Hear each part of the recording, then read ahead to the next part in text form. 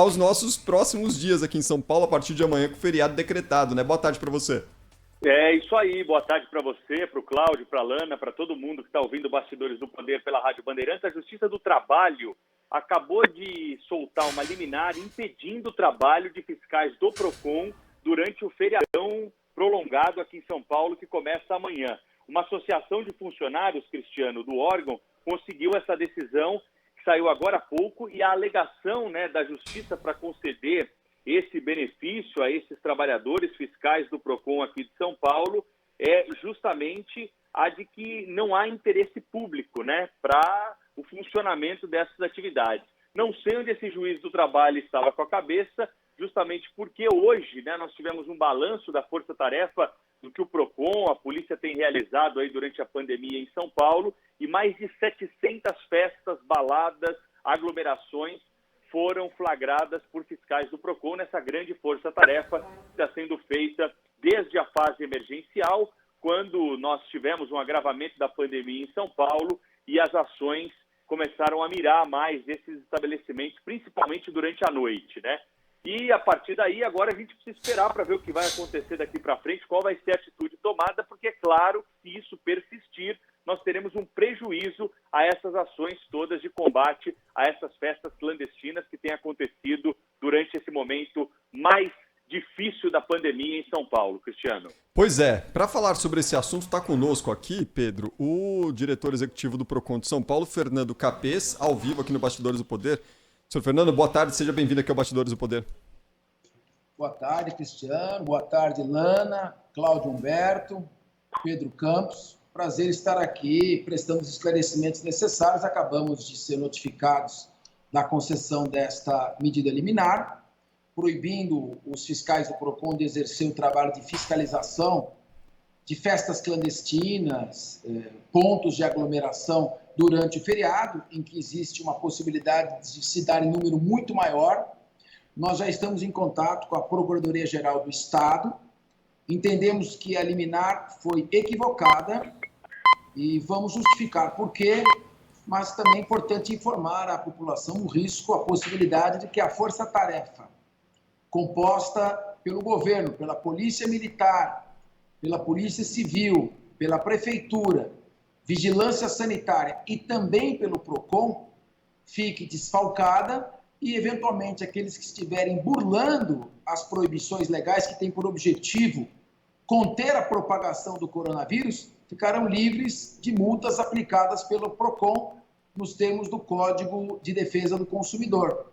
E nós não queremos que isso aconteça, porque estamos batendo 3 mil mortes diárias e vamos passar, já não passamos, de 300 mil óbitos em todo o país. E o foco da força-tarefa principal é a fiscalização à noite, de madrugada, destas festas que aglomeram 500, 600, às vezes 1.000 pessoas sem máscaras, consumindo bebida alcoólica e ali em contato direto. Fiscalizamos e surpreendemos um baile com 500 idosos sem máscaras e a propagação do vírus, inclusive, é um crime previsto no artigo 268 do Código Penal. Então, nós não concordamos com essa liminar. Eu não quero que o PROCON pare suas atividades. Nós temos 90% dos servidores, 90% estão em jornada de teletrabalho, atendendo diariamente a população. E os fiscais, que evidentemente não podem fiscalizar de casa, estão nas ruas, com máscara, tomando cuidado. Eu estive nas ruas durante todo o tempo, contraí a Covid-19, felizmente, consegui me recuperar, mas faz parte dos riscos da função. Doutor Fernando, Lana Canepa falando aqui, eu tenho notícia, o senhor me corrija se eu estiver errada, de mais de 700 festas que foram interrompidas durante esse período de fiscalização desde o começo da pandemia no estado de São Paulo, e é essencial esse trabalho. É essencial, porque tem muita gente que não está entendendo o que está acontecendo. Tem muita gente que não está percebendo a gravidade do problema até hoje. Então, como é que a gente decreta um feriado enorme, em que as pessoas vão ser obrigadas a ficar em casa e não tem fiscalização contra as festas clandestinas? É evidente que nesse feriado, as pessoas estando inclusive proibidas de viajar, principalmente para o litoral, quando as estradas estarão fechadas, A incidência dessas festas clandestinas nós rastreamos todos os dias. Até agora, foram fiscalizados 14.500 estabelecimentos nos últimos 20 dias. Já foram interditados mais de 700, como você disse, Lana, estabelecimentos.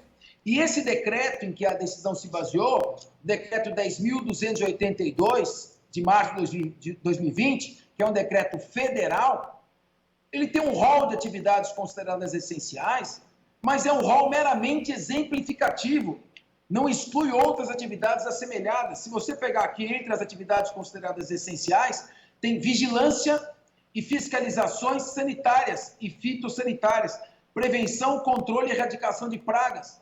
E o parágrafo 9º desse artigo 3º diz que o decreto federal não exclui e não proíbe os estados de incluírem outras atividades essenciais. O estado de São Paulo criou, com a sua autonomia dada pelo sistema federativo, um decreto instituindo uma força-tarefa.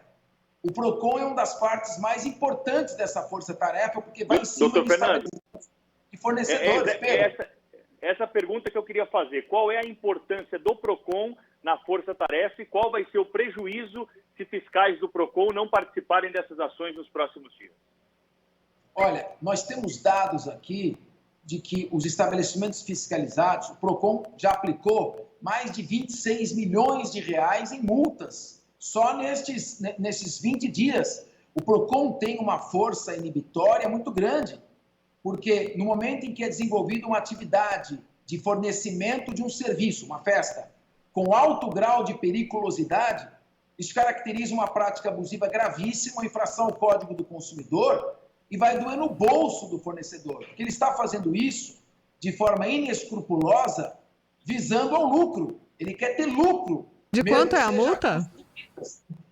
Essa multa pode chegar a 10.540 mil reais, mas no caso desses estabelecimentos, em média, ela fica em torno de 200 mil reais, 150 mil reais. É muito mais do que o lucro que ele vai obter naquela festa, naquela noite. Então, é um ponto fundamental. Por essa razão, o governador incluiu o PROCON. Os fiscais estão trabalhando com boa vontade. E essa ação da associação, nós consideramos uma ação política, desnecessária, e não estamos colocando em risco ninguém, a não ser as pessoas que, por função, estão nas ruas, e ninguém é obrigado a ficar na fiscalização. Quem não quiser trabalhar na fiscalização pode ficar na telejornada de trabalho com outras atividades. Então, o PROCON vai recorrer, pretendemos despachar com a presidência do Tribunal Regional do Trabalho amanhã mesmo, para revermos essa liminar que está atrapalhando o trabalho de prevenção e proteção da vida das pessoas. Doutor Fernando Capês, muito boa tarde.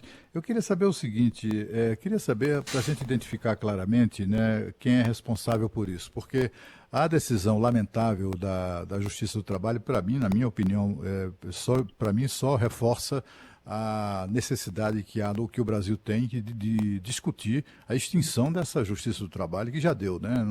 Não faz mais o menor sentido, mas não é o que estamos tratando aqui agora.